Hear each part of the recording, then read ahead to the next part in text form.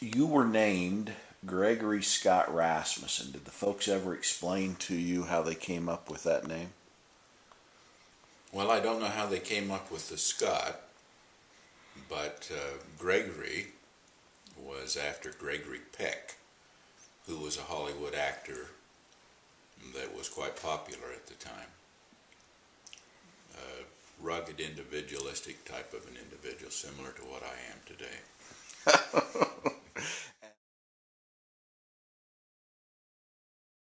Ralph and I don't know how many others were out one day. I assume that, well, of course, I didn't have to worry about school then, and I don't think he was in school. We lived in kind of a housing complex, and they tell me that there was a lady living in the complex that was kind of hard of hearing, and for some reason, uh,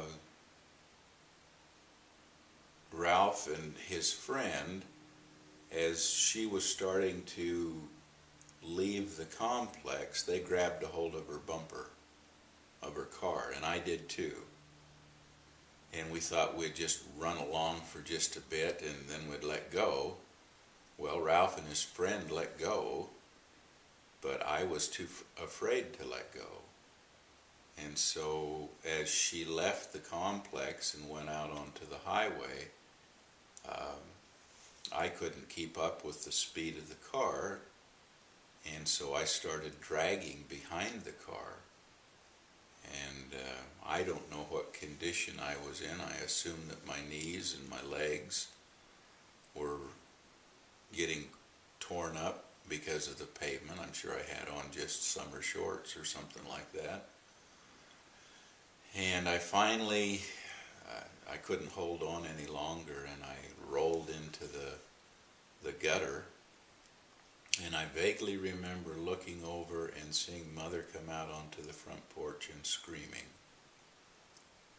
And that's the last I remember.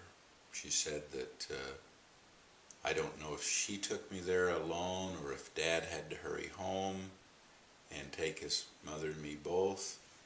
But they took me to the hospital, and they were afraid to put me under for fear I wouldn't come out because I'd been through such a traumatic moment. And so she said they had to hold me down, and they took a scrubbing brush and scrubbed the tar out of my legs and my face. And I still have a mark up here where they weren't able to get all of the tar out of my upper lip.